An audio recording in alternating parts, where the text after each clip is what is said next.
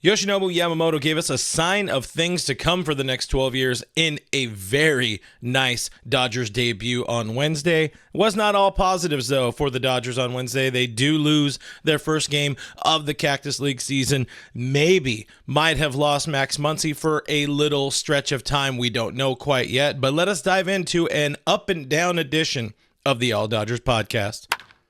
First, my name is Clint Pasillas. You guys can find me. I gotta start using the other finger, but it's right here. You can find me as Real FRG on Twitter, on the Instagram, if those for some reason excite you to do. I'm a longtime baseball writer. I am a sports analyst, and I'm here on All Dodgers on YouTube talking about mostly the boys in blue. Consider giving this video a thumbs up. It helps out the channel. Consider hitting that subscribe button. That's another thing that massively helps out the channel. Hit that notification bell when you do want to be alerted about when we go live, when I drop new content, and all that kind of stuff. But enough of the sell job out of the way. Actually, that's a lie. One last sell job. If you can't watch this, you don't want to watch it on YouTube. It's also an audio podcast, part of the Believe network of podcasts on iTunes, Spotify, iHeartRadio. Just search All Dodgers Podcast with Clint Pasillas. But Wednesday was Yamamoto Day, and he got a little Yama-Nasty. One day after the first big Dodgers signing of the offseason made his debut, the big debut for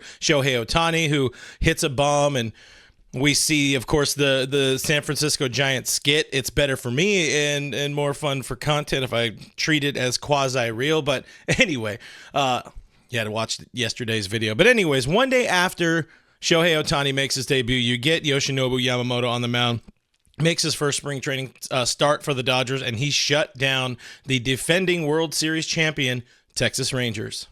Yamamoto goes 2 scoreless innings, records 3 strikes out, gives up a hit in the first inning, but that was quickly erased by a double play ball. We'll just pretend here, we'll sit and pretend was not hit all that hard. The thing you really key in on with Yoshi Yamamoto, with Yama-san here, is the effortless motion. I actually had a friend text me during the game saying he was worried about Yamamoto's delivery, saying it looked like he wasn't throwing that hard and worrying about like the buyer's remorse of the situation. And I understand people maybe getting their first look on Yamamoto in this game, their first look at Yamamoto in this game, how they can kind of see that, how it maybe looks like he's, I wouldn't say not trying very hard, but it's a very, very effortless delivery, but it's still a guy that sits 94, 96, can touch 97, 98 if he needs to. He hits his spot with, again, an almost effortless delivery, and it's all powered from that trunk. He's also a shorter dude, but just the mechanics, watch this guy's mechanics. They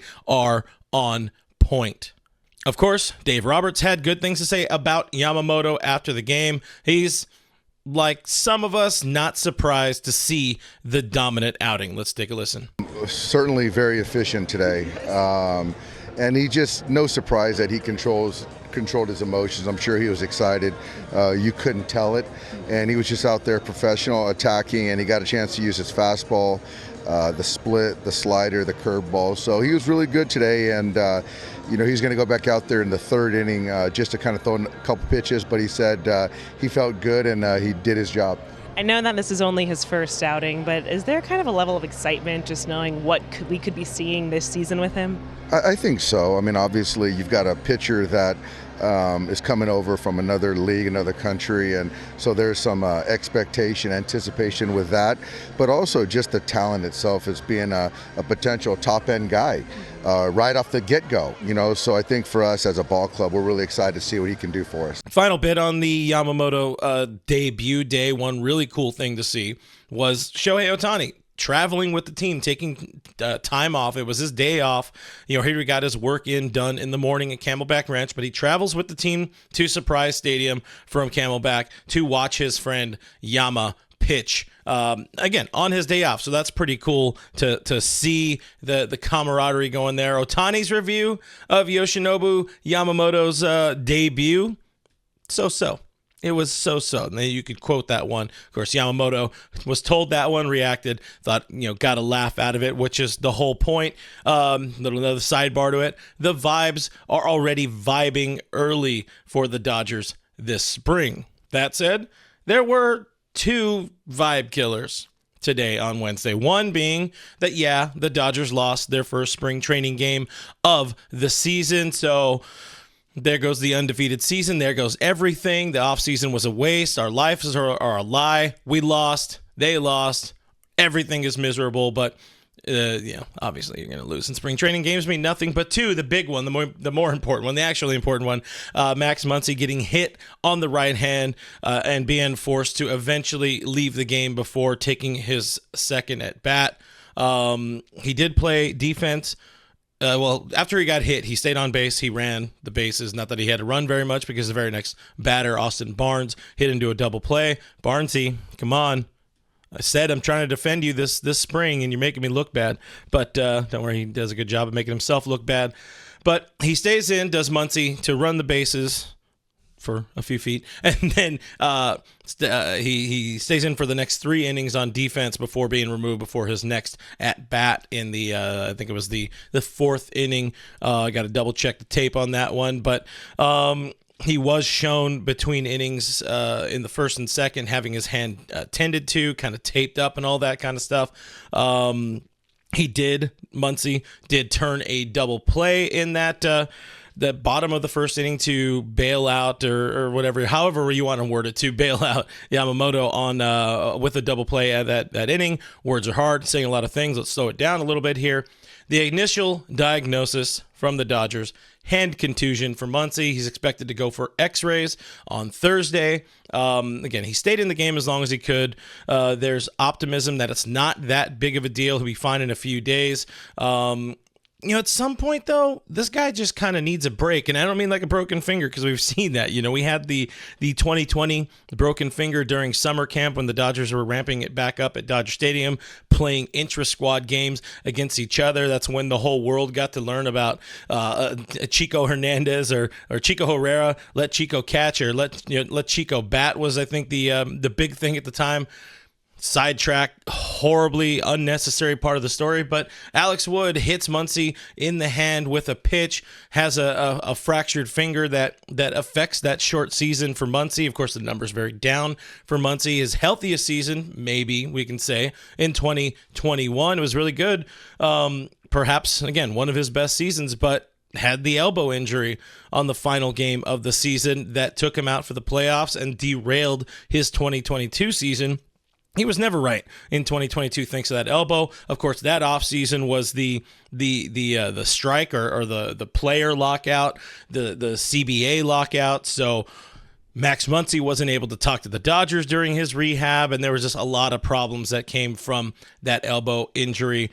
But in 2023, we'll say healthier elbow-wise, he still had other little nagging injuries. He had some knee stuff. He had a hamstring issue, a shoulder thing late in the season. So he was a guy that we looked at coming into this camp as, wasn't needed to be one of like the dudes at the top of the lineup, top 2, 3, 4 in the lineup, but still somebody this team was going to heavily rely on. And speaking of heavily, he did come into camp 15 pounds lighter, reportedly, was looking to put together a big campaign as a veteran, as a leader, and as a run producer for this team and, compete better on both sides of the ball.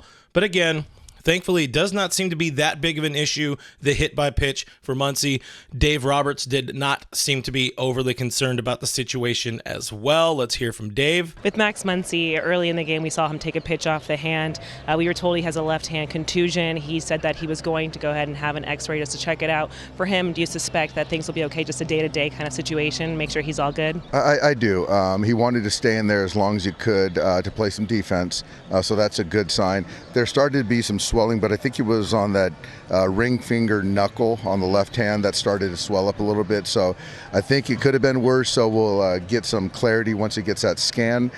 He was scheduled to be down tomorrow, and then we'll see the following day. The final little best thing, if there's a best thing that happens from getting hit on the hand with a fastball, is that it did happen early in camp. So there's a little bit of leeway to give him a few days off if he needs it and not have him swinging with a bum hand, with a game hand, whatever you want to call it, with a problem. Don't let him develop bad habits. Don't let those bad habits creep into the picture. Let him get healthy and feel a lot better before he starts getting in the box again. Worst case scenario, if you are forced to open the season with Muncy on the injured list, you got some backups. You got some solid backups. Chris Taylor can start at third. Kike Hernandez can start at third. Roster-wise, Miguel Vargas can slide onto the opening day roster. It's not that big of a deal. Just don't let Muncy get into bad habits and let those creep into the 2024 season. Finally, just to add a little more flavor to this news dump feeling kind of edition of the show, I'm going to call out two guys that have impressed early at camp. At least they've impressed me. I would imagine they've impressed the Dodgers a little bit, maybe some fans watching the games. But two guys, Jose Ramos, Cody Hosey. I'm omitting Andy Pages from this just because I want to talk about him in more detail in a future video. But let's talk Jose Ramos real quick. Ramos has kind of become a sort of forgotten guy in the Dodgers ecosystem and the Dodgers farm system. At least that's how it feels to me. He's had back-to-back seasons where he's really showing pop, 44 home runs over the last 2 years combined, but the average still stays down in like that 240 range. And yeah, we know average isn't the most important. He does get on base at like a 33% clip. Not the best, not the worst, but so far what he's showing this spring, he's showing improved at bats, good bat to ball. He's gone 5 for 9 so far as of after the game on Wednesday. He's added a home run, playing smooth defense in center field and right field. And it's just a good time for Ramos to be kind of good because, Ramos likely isn't going to be He's not going to be playing for much opportunity with the Dodgers this year, with the big league club for sure. But I'll add, he's stuck behind guys like Miguel Vargas. He's definitely stuck behind a guy like Andy Pages. But at least, this is a guy, Ramos, that's still just 23 years old.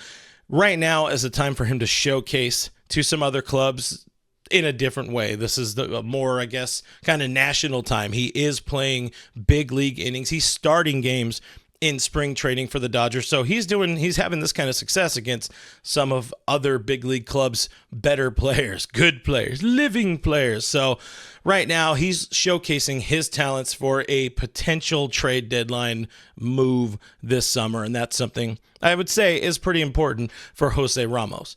The other guy, Cody Hosey, kind of impressed me a little bit just because when you come into camp as Cody Hosey, the expectations, and I don't mean it in a horribly negative way. It's just they're absolutely on the floor. So former number one or former top first round draft pick for the Dodgers in 2019. I think he was like a 36th, 38th overall pick. But he's one of those guys where his prospect sheen has faded into the flattest matte finish in recent years. But right now, he is taking advantage of some opportunities here early in camp. He's 3 for 5. He had a nice at-bat in Wednesday's game with the sac fly driving in a run. 26. He's 26 now. He's a long way removed from being that first-round pick. But maybe, just maybe, we've seen other guys be late blossomers, late bloomers in their careers. Maybe he has a little bit of baseball future left in him. I would not be holding my breath on Cody Hosey, but it's good to see him kind of getting a little bit of shine. Yeah, extremely early, very small sample size, but what do you want from me? I added a little bit of free content to your ears. Up next for your Dodgers, we do have a night game, the first night game of the spring training season, Thursday night at Ballpark, listed here, shown here on the screen. I think they're going back home to Camelback. James Paxton makes his Dodgers debut, so that is cool. I'll be back live here on the All Dodgers YouTube channel at 7 p.m.